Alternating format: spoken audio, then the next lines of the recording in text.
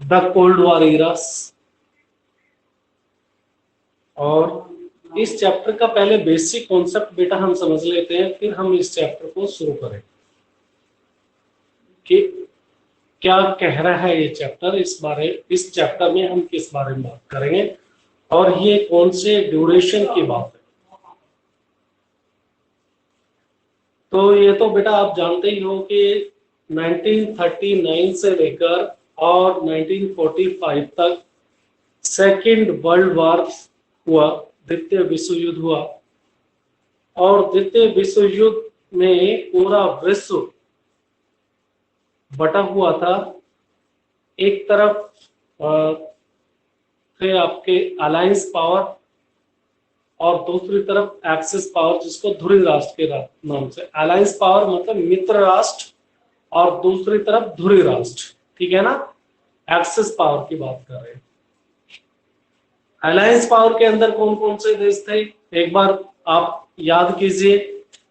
तो इसमें United State of America, France, Britain और आपका France, Britain, United State of America, चीन, ये सभी देश और यूएसएसआर, सोवियत रूस, ये एक तरफ थे। और इसके अपोजिशन में थे जर्मनी, इटली और जापान। हम बहुत ज्यादा उसके पूरी बैक में नहीं जाएंगे, सिर्फ हमको आपको कंसेप्ट डेवलप कराना है कि कोल्ड वॉर की सिचुएशन कैसे बनी, शीत युद्ध कहते किसे हैं और शीत युद्ध काल में कौन कौन सी इंसिडेंट हुई। ठीक है बेटा। तो फाइनली ये है कि जर्मनी, इटली और जापान, जो जिनको कि हम अलायंस पावर के, एक्सिस पावर के नाम से, ध्रुव राष्ट्र के नाम से जानते हैं, उनकी सेकेंड वर्ल्ड वॉर के अंदर हार हो जाती है। और इस हार के बाद में जो आज हम डिस्कस करने वाले हैं वो कोल्ड वॉर इरा का है। यानी कि कोल्ड वॉर इरा की बात करेंगे तो 1945 के बाद से लेकर और 1990 तक का जो पीरियड रहा। अब सेकेंड वर्ल्ड वॉर खत्म हो चुकी है बेटा, सोचिए अब। और सेकेंड वर्ल्ड वॉर के अंदर जीतने वाले राष्ट्र में मैंने बता दिया, ब्रिटेन है, उस फ्रांस है, सोवियत रूस है, चाइना है, ठीक है ना, ये राष्ट्र है एक तरफ। अब अमेरिका है सबसे ताकतवर देश। अब विश्व के अंदर 1945 इनफैक्ट सेकेंड वर्ल्ड वॉर का अंत जो हुआ, वहीं से ही कोल्ड वॉर शुरू हो गई थी। और कोल्ड वॉर का मतलब ये है कि जब दो राष्ट्र हैं, ताकतवर राष्ट्र हैं, और इन राष्ट्रों की आपस में आमने सामने का युद्ध तो नहीं हुआ, लेकिन इन्होंने पूरे विश्व को बांट डाला। किस आधार पर बांट डाला बेटा इन्होंने बांट डाला एक विचारधारा के आधार पर, आइडियोलॉजी के बेसिस के ऊपर। क्योंकि ये दोनों राष्ट्र थे तो अलायंस पावर में, लेकिन विश्व के अंदर अपना दबदबा बनाना चाहते थे। मैं बात कर रहा हूं आपके यूनाइटेड स्टेट ऑफ अमेरिका की और सोवियत रूस।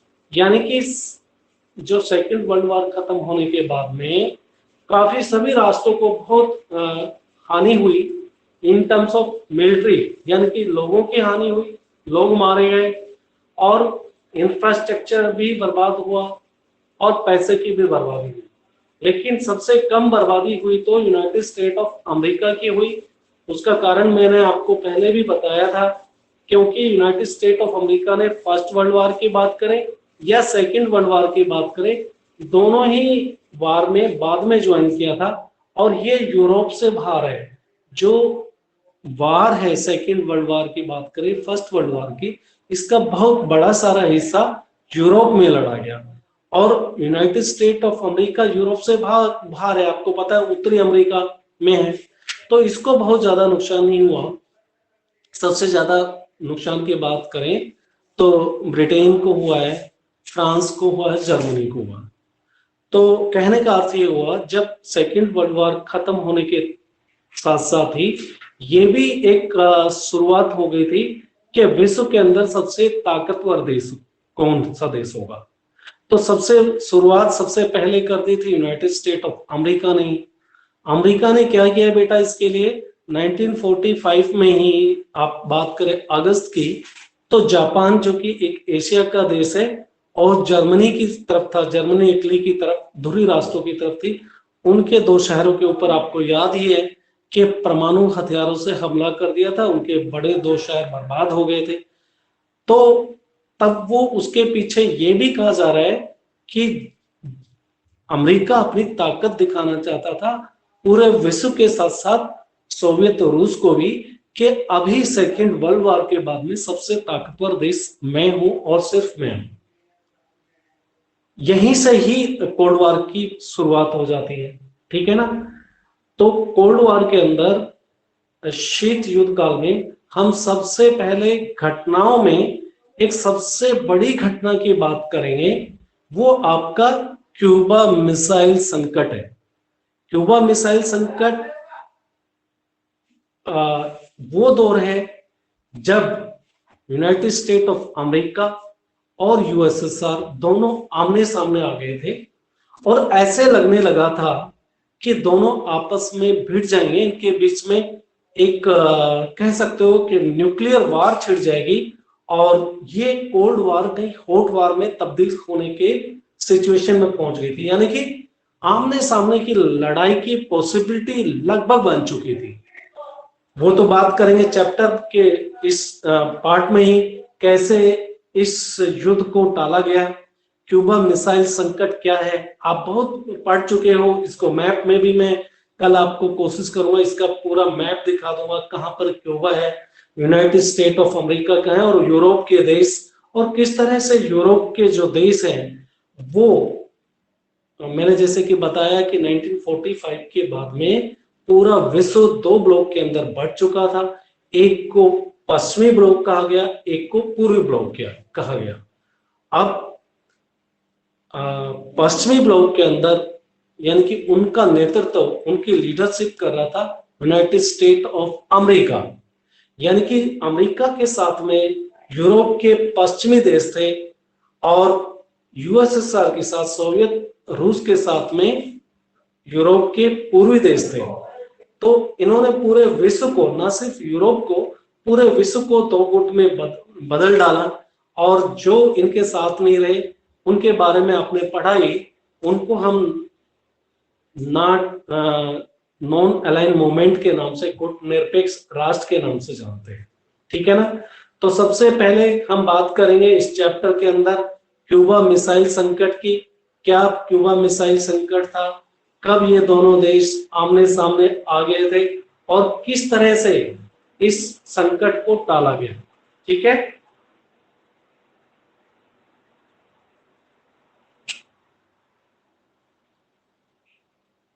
तो ये रहा आपके पास में Cuba missile crisis. Cuba was, आप जानते होंगे क्यूबा जो है सोवियत यूनियन का, देखो मैंने बता ही चुका हूं कि बेटे पूरा विश्व बढ़ चुका था दो गुटों के अंदर। जो क्यूबा है वो है तो उत्तरी अमेरिका के अंदर, यानी कि उत्तरी अमेरिका में बड़े राष्ट्र की बात करें तो सबसे कनाडा और यूनाइटेड स्टेट ऑफ अमेरिका, और उसके नीचे एक छोटा सा देश है क्यूबा, है तो उत्तरी अमेरिका में, लेकिन ये इसकी दोस्ती है किसके साथ में, सोवियत रूस के साथ में। तो सोवियत रूस का ये दोस्त है और है इसके सामने धर्म संकट यही है अमेरिका के बिल्कुल साथ में। तो यहाँ की लीडरशिप को, यहाँ के नेताओं को ऐसा लगा कि हमारे राष्ट्रपति को कभी भी उठा के पटक दिया जाएगा। उठा के पटक देने का मतलब हमारे यहाँ की सरकार को बदल दिया जाएगा, और क्योंकि क्यूबा एक कम्युनिस्ट देश था और यूनाइटेड स्टेट ऑफ अमेरिका चाहता था कि सभी देशों के अंदर, पूरे जो विश्व के देश है उनको डेमोक्रेटिक कंट्री बना दिया जाए, कैपिटलिज्म वहां पर हो, वहां पर वोट हो और सभी पूंजीवाद वहां पर स्थापित कर दिया जाए।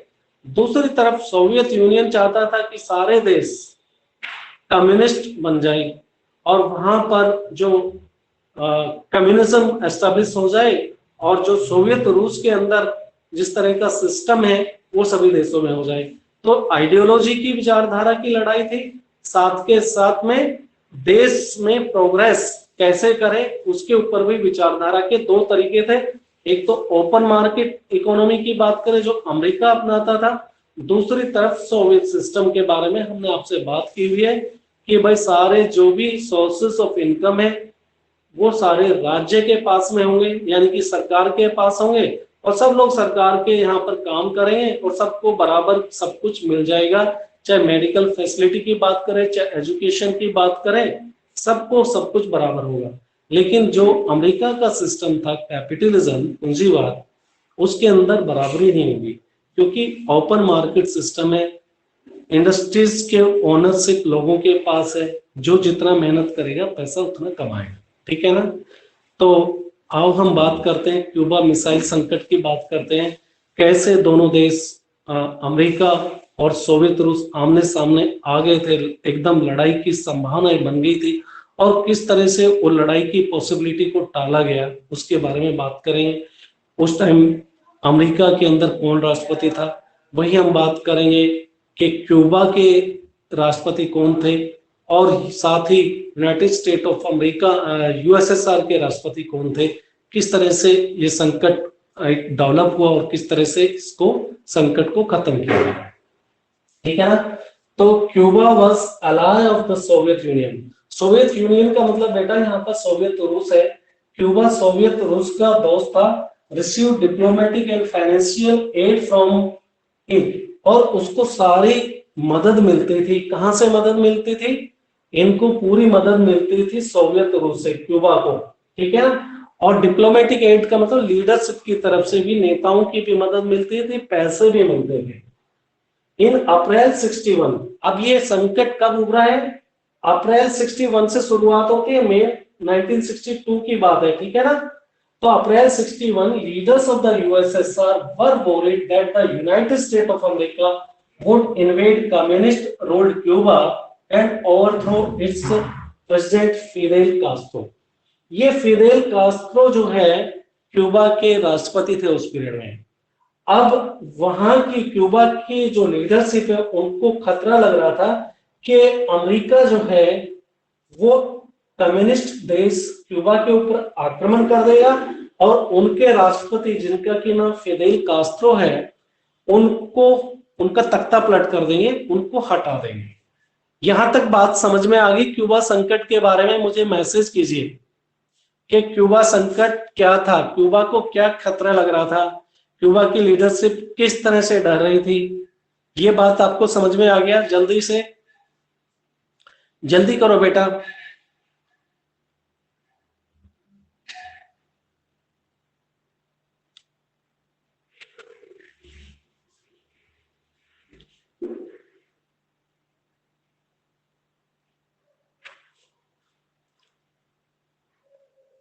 तो मेन जो मतलब जो आप कह सकते हो क्लाइमैक्स इस लड़ाई की जो एकदम उच्च स्तर पर पहुंची थी बेटा, वो 1962 की बात है, 1962 की बात है। शुरुआत इनकी अप्रैल 1961 में हो गई थी, जब इनको डर लगने लग रहा था कि अमेरिका उनके राष्ट्रपति को हटा देगा। 1962 में क्या होता है? 1962 the leaders of the Soviet union, अब ये अमेरिका के राष्ट्रपति हैं निकिता क्रुश्चेव। मैं आपको पहले बता चुका हूं, निकिता क्रुश्चेव सोवियत रूस के राष्ट्रपति हैं, और इनकी दोस्ती क्यूबा के साथ में थी। क्यूबा के राष्ट्रपति ये फिदेल कास्ट्रो है। ठीक है ना। अब सोवियत यूनियन के जो राष्ट्रपति है Nikita Khrushchev placed nuclear missiles in Cuba for converting it into Russian base। अपने देश की मदद करने के लिए सोवियत रूस पहुंच गया है। और किस तरह से पहुंचा है? कौन सा देश है उसका अपना दोस्त? क्यूबा। एक छोटा सा देश है लेकिन है उत्तरी अमेरिका के अंदर। किस तरह से मदद कर रहा है सोवियत रूस? सोवियत रूस ने अपनी पूरे मिसाइल्स समुद्री जहाजों के ऊपर, समुद्री जहाजी बेड़ों के ऊपर उनको एस्टैब्लिश कर दिया, और पूरे के पूरे क्यूबा में जाकर लगा दिया। और उनका मेन टारगेट था United State of America. Cuba अब बिल्कुल, मैंने जैसे कि आपको बताया ही बेटा, क्यूबा बिल्कुल पास में है अमेरिका के। तो अब क्यूबा में उनका न्यूक्लियर मिसाइल्स का तैनात हो जाना मतलब क्यूबा से अमेरिका डायरेक्टली टारगेट हो गया। अमेरिका के बड़े बड़े शहरों को मिसाइल्स की टेक्नोलॉजी का इस्तेमाल करके सोवियत रूस बर्बाद कर सकता है। इस बात का पता लगने में अमेरिका को 3 हफ्ते का टाइम लग गया। 3 हफ्ते बाद में अमेरिका को ये कहानी पता लगी कि क्यूबा के अंदर सोवियत रूस की सेना आ गई है और उन्होंने पूरा अपना जहाजी बेड़ा लगा दिया है और मिसाइल्स का टारगेट अमेरिका बन चुका है। ठीक है, ये क्लियर हो गया बेटा?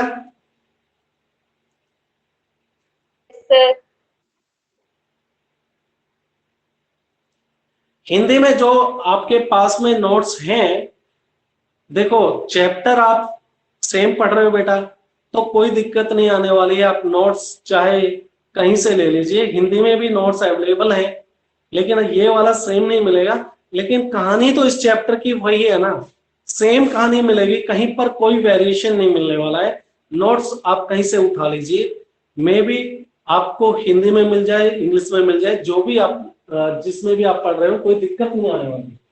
तो 1962 की बात है, सोवियत रूस मदद करता है, क्यूबा के अंदर अपने रशियन बेस बना देता है। 3 हफ्ते बाद में America became aware of it, और 3 हफ्ते बाद अमेरिका को ये सब कुछ कहानी पता लगता है। ठीक है ना? The US president John F Kennedy.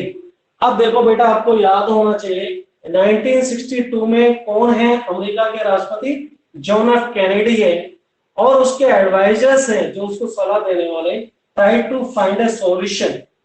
अब वो चाह रहे हैं कि इस तरह की सिचुएशन, ये जो कोल्ड वॉर का पीरियड था, वो हॉट वॉर में कन्वर्ट ना हो, ये शूटिंग वॉर के अंदर यानी कि लड़ाई ना हो। तो वो चाह रहे थे कोई पीसफुल सॉल्यूशन निकल आए। अमेरिकी राष्ट्रपति निक्सन अपने एडवाइजर्स के साथ बात करता है और वो सॉल्यूशन की तरफ ढूंढता है कि कैसे हम इस संकट से बाहर आ सकते हैं। साथ ही साथ ये भी निश्चित था, उन्होंने ये भी सोचा था कि सोवियत रूस को तो वापस जाना ही पड़ेगा। ये भी चाहते हैं और लड़ाई भी नहीं चाहते। वो चाहते थे कि कोई बीच का रास्ता निकल आए, सोवियत रूस भी चले जाएं, और जो क्यूबा के अंदर इनको हमारा डर लग रहा है, वो डर भी खत्म हो जाए। तो उसके बारे में आगे बात करेंगे, ठीक है ना? तो 3 हफ्ते के बाद America became aware of it. America को 3 हफ्ते बाद पता लगता है। The US president John F Kennedy and his advisers try to find a solution to avoid full scale nuclear war. अब वो किसी हालत में नहीं चाहता था अमेरिका कि एक पूर्ण रूप से युद्ध छिड़ जाए, but they were determined to get Khrushchev to remove the missiles and nuclear weapons from Cuba। लेकिन साथ में ये भी निश्चित था, वो ये भी चाहते थे कि क्यूबा से जो है निकिता क्रुश्चेव, जो कि सोवियत रूस के राष्ट्रपति हैं, वो अपने न्यूक्लियर मिसाइल्स को यहाँ से हटा दे। तो क्या करेगा फिर जॉन एफ कैनेडी? लड़ाई लड़ना नहीं चाहता, तो कैनेडी ने क्या किया? कैनेडी अमेरिका के राष्ट्रपति हैं, फिर याद दिला देता हूँ। कैनेडी ऑर्डर्ड अमेरिकन वारशिप्स, वो अमेरिका के युद्ध पोत हैं, उनको आदेश देते हैं to intercept any Soviet ships heading to Cuba as a way of warning the USSR. Kennedy order देते हैं अमेरिका के वारशिप्स को, भाई जो क्यूबा के अंदर जो सोवियत रूस से आने वाले युद्ध पोत जो आगे, तो ठीक है, अब आगे बढ़ जाइए आप। अमेरिका अपने वारशिप्स को बोल रहे हैं और उनको रास्ते से ही लौटा दो, जो और आने वाले हैं। जो आगे उनको भी वापस करेंगे, लेकिन जो और आने वाले हैं उनको रास्ते से ही रोको, मत आने दीजिए यहाँ पर। ये फाइनली वो बोलते हैं कैनेडी, ठीक है ना? USA and the USSR came to be known as Cuban Missile Crisis. It made the whole world nervous। ये जो क्राइसिस था, जो अमेरिका और सोवियत रूस के बीच में चल रहा था, इसी क्राइसिस को बेटा हम क्यूबन मिसाइल संकट, क्यूबन मिसाइल क्राइसिस के नाम से जानते हैं, जिससे पूरा विश्व घबरा गया था। पूरे विश्व को लगने लगा था कि कहीं दोबारा से ये थर्ड वर्ल्ड वॉर शुरू ना हो जाए, क्योंकि मैं आपको बता ही चुका हूं, एक तरफ सोवियत रूस है, दूसरी तरफ अमेरिका है, पूरा विश्व ऐसे बटा हुआ है। अगर इन दोनों देशों का युद्ध होता है तो बड़े भयानक परिणाम होते। इस वजह से जॉन एफ कैनेडी चाहते हैं कि ये युद्ध ना हो, और उन्होंने इसको पीसफुल, उन्होंने जवाब लड़ाई का लड़ाई से नहीं देना चाहा, उन्होंने पीसफुली एक ट्राई किया कि ये सॉल्यूशन की तरफ बढ़ जाए। ठीक है, यहां तक समझ में आ गया?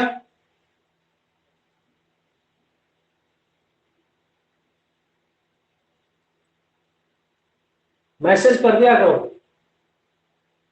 तो Cuban missile crisis was a high point which came to be known as cold war, और इसी को क्यूबन मिसाइल संकट है, इसी को हाई क्राइसिस बोलते हैं। एकदम क्लाइमेक्स था जिसको हम कोल्ड वॉर के पीरियड में गिनते हैं।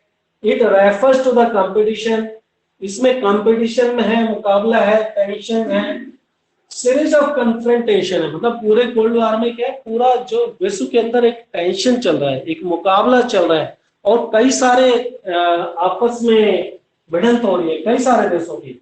अमेरिका और सोवियत रूस सामने सामने नहीं आ रहे। आपने देखा था north Korea, south Korea, Vietnam में कई सारी घटनाएं हो रही थी जो कि इसके कोल्ड वॉर का परिणाम था। ठीक है, यूनाइटेड स्टेट और सोवियत यूनियन के बीच में जो चला आ रहा था, उसके नतीजन कई सारे देश आपस में लड़े या लड़ने की सिचुएशन बनी। लेकिन उस संकट को खड़ा करने में फाइनेंशियल हेल्प या हथियारों की मदद दोनों देश अपने अपने साथी देशों की कर रहे थे। तो ये तो हुआ आपका क्या है, क्यूबन मिसाइल संकट, और इसके बारे में मैंने बता दिया। आखिर में दोनों देश एग्री हो जाते हैं और सोवियत रूस अपनी सेना को हटा के वापस ले जाता है इस एश्योरेंस के ऊपर कि तुम जो है भाई इसको हमला नहीं करोगे, इसको बर्बाद नहीं करोगे, क्यूबा को, ये हमारा दोस्त देश है, राइट। अब हम कोल्ड वॉर के पीरियड में चले जाते हैं। ये तो सबसे पहला टॉपिक ही आपका क्यूबन मिसाइल संकट है। तो क्वेश्चन आ जाएगा आपका, what is the Cuban missile संकट? क्यूबन मिसाइल संकट है क्या? तो आप उसके अंदर लिख दोगे कि 1945 के बाद में पूरा विश्व दो गुटों में बटा हुआ था। एक तरफ पश्चिमी गुट, एक तरफ पूर्वी देश। पश्चिमी देशों का नेतृत्व अमेरिका कर रहा था, पूर्वी देशों का नेतृत्व सोवियत रूस कर रहा था। और अमेरिका, उत्तरी अमेरिका के अंदर एक छोटा सा देश है क्यूबा, वहां वो एक कम्युनिस्ट देश है। वहां की सरकार को लगा कि अमेरिका उनके ऊपर हमला करके सरकार को बदल सकता है। इस मदद के लिए Nikita Khrushchev, Soviet union, Soviet रूस सामने आता है और पूरा अमेरिका इसका टारगेट बन जाता है उनकी मिसाइल्स का।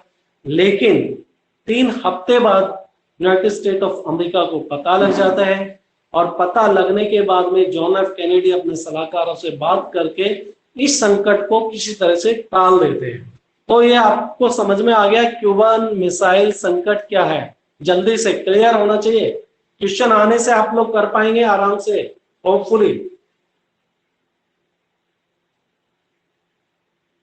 सिर्फ एक को समझ में आया है, बाकी 5 को कुछ समझ में नहीं आया। 2, 3,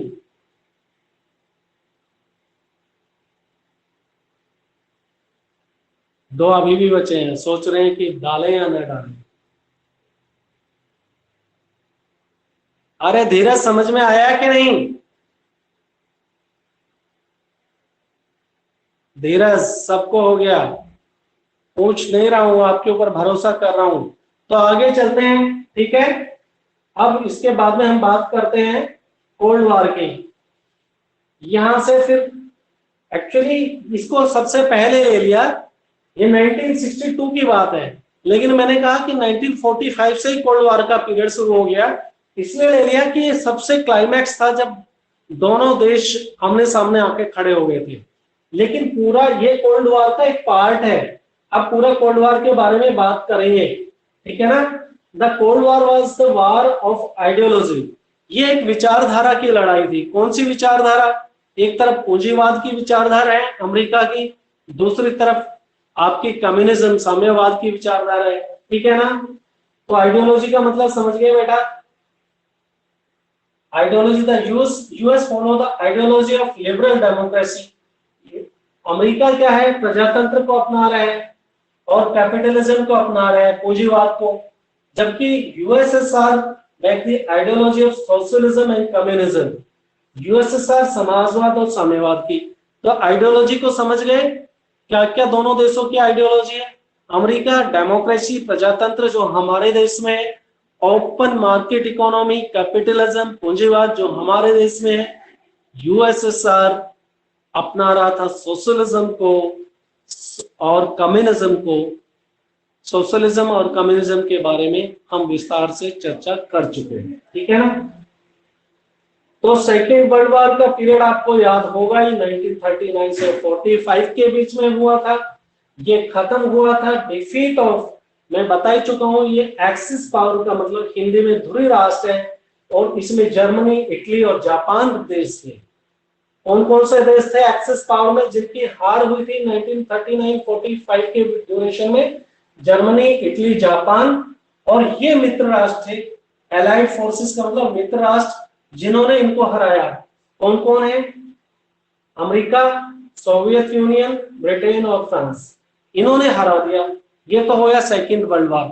ये बता रहे हैं कैसे सिचुएशन बनी, ठीक है ना। It mark the beginning of cold war. जैसे ही सेकेंड वर्ल्ड वॉर खत्म हो गई तो कोल्ड वॉर की बात शुरू हो गई।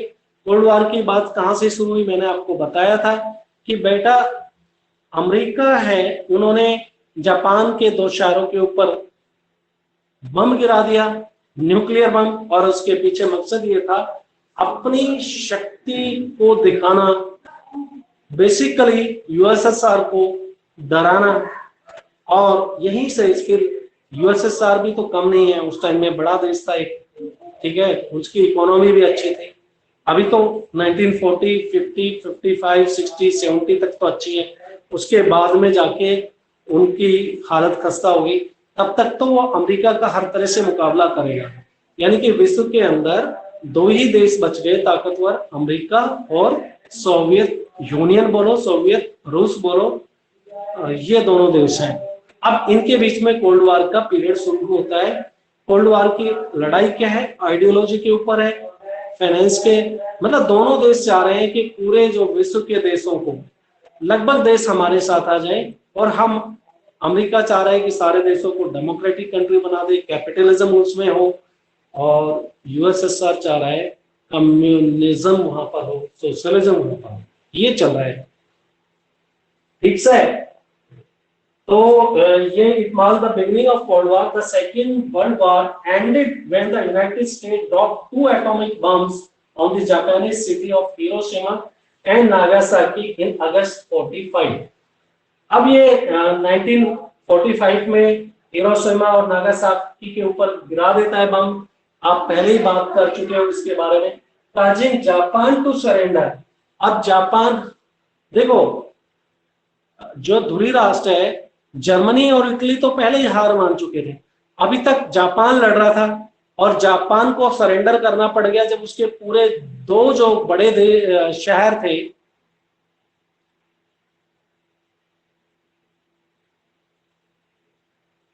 कशिश, हाँ हम सब चैप्टर रिवाइज कराएंगे। क्यों बोलो, कोई प्रॉब्लम है क्या?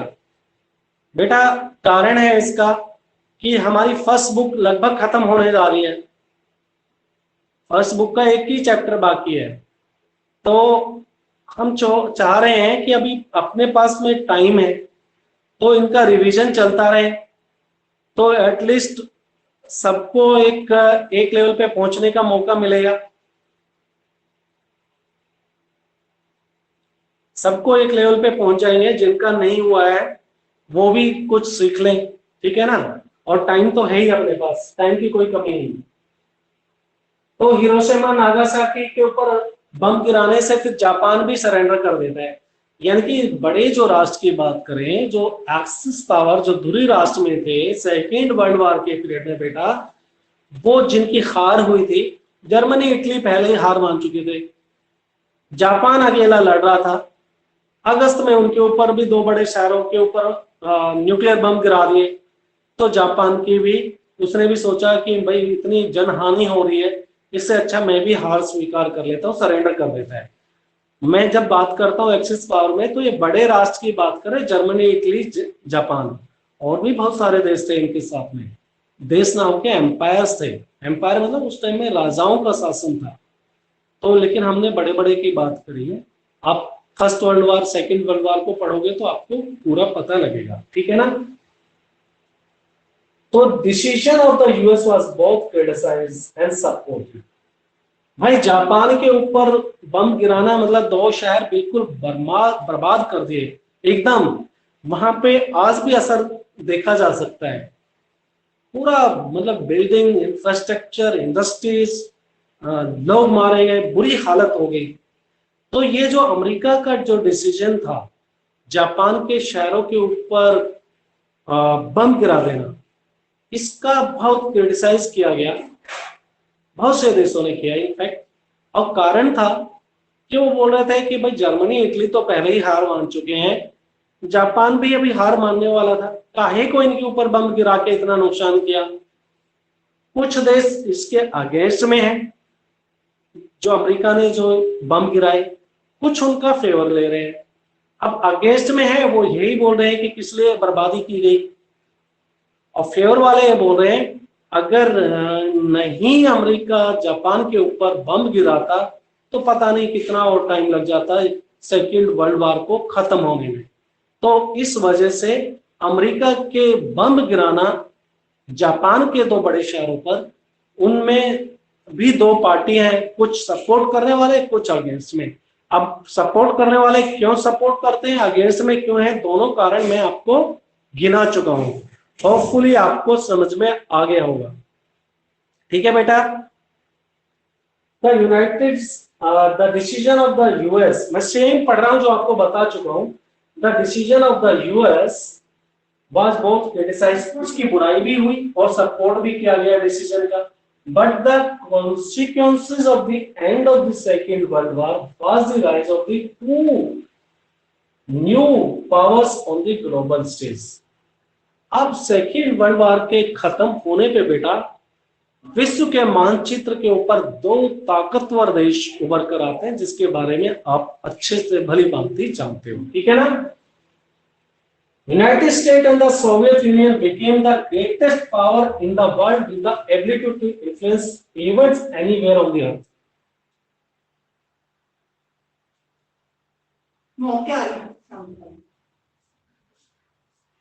अब हो क्या है, यूनाइटेड स्टेट और सोवियत यूनियन जो बहुत ताकतवर देश बन चुके हैं, और इस जमीन के ऊपर कुछ भी घटना कहीं पर भी हो रही है तो उसके ऊपर इन दोनों देशों का इन्फ्लुएंस देखा जाता था, ठीक है ना।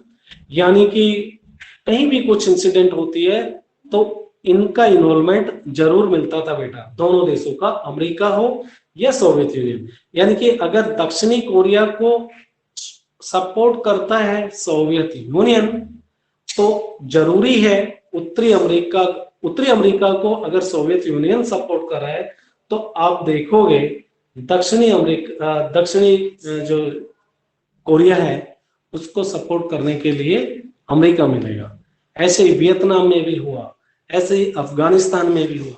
यानी कि विश्व के अंदर किसी भी देश के अंदर कोई घटना हुई है तो इन दोनों देशों का वहां पर अपोजिट पार्टी में होना लाजमी था। यानी कि जिस तरफ अमेरिका सपोर्ट करेगा यूएसएसआर उसके अगेंस्ट में ही जाता रहा। ये बात क्लियर हो गई? जल्दी से मैसेज करो, जल्दी, फास्ट मैसेज करना, एकदम तुरंत सीख जाओ। 9th क्लास के बच्चे में बोलने से तुम्हें माइंड नहीं करना चाहिए बेटा। मैसेज करने का नाम लेना और उनके जो है एक साथ में 90 मैसेज आ जाते हैं। 110 बच्चों में से 90 का एक साथ आ जाता है। शाबाश, वेरी गुड। ऐसे होना चाहिए फास्ट, ताकि टाइम वेस्ट ना हो, ठीक है। तो आगे करें। But the Cold War, in spite of being intense form of rivalry between the great powers, remained a cold and not hot or shooting war. ये बोल रहे हैं कि जो कोल्ड वॉर है इन दोनों देशों के बीच में राइवलरी तो चल रही थी। राइवलरी का मतलब दुश्मनी तो चल रही थी, लेकिन ये कोल्ड वॉर, ये शीत युद्ध कभी भी हॉट वार के अंदर कन्वर्ट नहीं हुआ, शूटिंग वार के अंदर कन्वर्ट नहीं हुआ। अच्छा है, भगवान का लाख लाख शुक्र है ऐसा नहीं हुआ। अब क्यों नहीं हुआ वो बता रहा है, it was due to the logic of deterrence. ये बात समझने वाली है, ये जो है लॉजिक ऑफ डिटरेंस की वजह से ऐसा नहीं हुआ। अब लॉजिक ऑफ डिटरेंस को हम समझेंगे।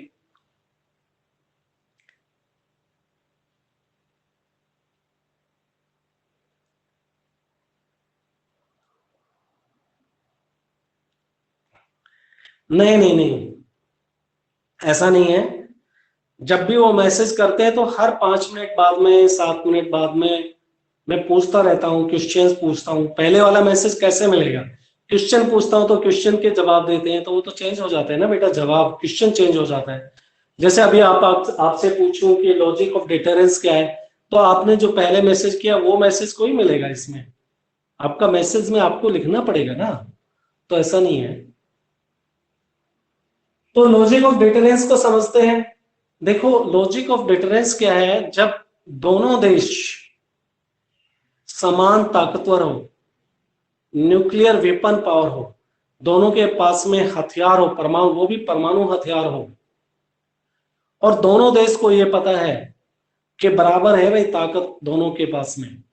अगर किसी एक ने, सोचो कि अमेरिका सोचता है कि मैं लड़ाई की शुरुआत कर दूं, तो उसको ये लग जाए कि अगर मैंने लड़ाई की शुरुआत की ना, तो ये निश्चित है कि यूएसएसआर के पास में भी परमाणु हथियार है, हो सकता है मैं उनके परमाणु अमेरिका सोचे कि उनके परमाणु हथियारों को बर्बाद कर देगा, लेकिन परमाणु हथियार कहीं एक जगह तो रखे हुए नहीं होते, अलग अलग जगह रखते हैं। हर हर मतलब देश की पॉलिसी होती है, सारे परमाणु हथियार एक जगह नहीं होते।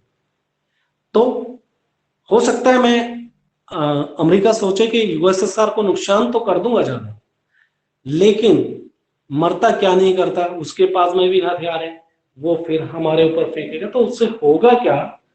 एक तरफ ये स्वाभाविक है कि दोनों देशों की बर्बादी झेलनी होगी, और ये बर्बादी फाइनेंशियली होती तो भी ठीक है, इसमें लोग मारे जाएंगे, और लोग मारे जाते तो भी चल जाता। आगे आने वाली जनरेशन है, जो बच्चे पैदा होंगे, उनके ऊपर भी इस परमाणु हथियारों का जो इस्तेमाल किया है उसका असर देखा जाएगा, उनके दिमाग के ऊपर, उनके शरीर के डेवलपमेंट के ऊपर। अपाहिज होंगे, कई तरह की कमियां होंगी, ठीक है ना, रोग प्रतिरोधक क्षमता अच्छी ताकतवर नहीं होगी।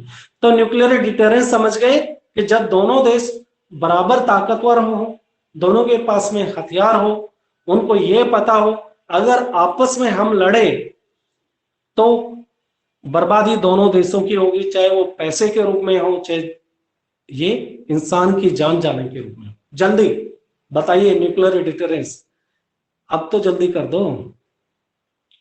तो ये लॉजिक ऑफ डिटरेंस है, इसको क्वेश्चन के रूप में बेटा पूछा जाता है कि क्या है, और कई बार मैंने देखा है कि लगभग 80% बच्चे नहीं बता पाते। मैं तुम्हारी बात नहीं कर रहा हूं, मैंने जो पहले की क्लासेस की बात कर रहा हूं।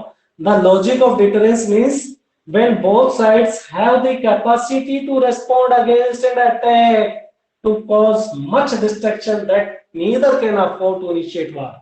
जब दोनों ऐसे ताकतवर देश हो और दोनों ही अगर उनके रेस्पॉन्ड करने में जो अटैक है देरी हुई तो बर्बादी ज्यादा होगी, और कैन अफोर्ड टू इनिशिएट वार, और दोनों में से नीदर, दोनों में से कोई भी लड़ाई को अफोर्ड नहीं कर पाएंगे। ठीक है, चलो वेरी गुड, ये था लॉजिक ऑफ डिटरेंस। अब नेक्स्ट आपका बात करते हैं हम, लेकिन टाइम आपका हो गया है, और ये होगा emergence of two power blocs. इसको हम कल ले लेंगे। कल इसके साथ में हम आपको पूरा मैप भी दिखाएंगे, किस तरह से ईस्टर्न एंड वेस्टर्न ब्लॉक्स के अंदर कौन कौन से कंट्री पश्चिमी ब्लॉक के देश है, कौन कौन से पूर्वी ब्लॉक के हैं, सैटेलाइट कंट्री किन को बोला जाता है, ठीक है ना। पूरे दोनों गुट नाटो कब बना, नाटो के सदस्य देश, और साथ ही साथ वार्सा पैक्ट की कौन कौन सी कंट्री हैं, ये सब डिस्कस करेंगे कल।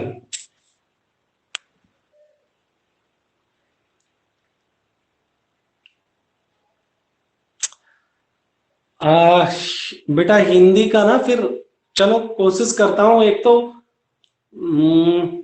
इंग्लिश में होते हुए आप दोनों लैंग्वेज में पढ़ा सकते हो ना। ये बात सही है कि आज इंग्लिश मीडियम का कोई स्टूडेंट नहीं नजर आ रहा, लेकिन हिंदी में रहते हुए चलो देखते हैं, कोशिश करते हैं। वो थोड़ा डिफिकल्ट होता है मिलना नोट्स हिंदी मीडियम में, मुझे पता है एक दो जगह पे है वो। कोशिश करते हैं नेक्स्ट चैप्टर में कर देंगे। ओके ओके ओके कशिश, क्या समझ में नहीं आ रहा था क्या बेटा? हर एक वर्ड को तो मैंने हिंदी में बताया है।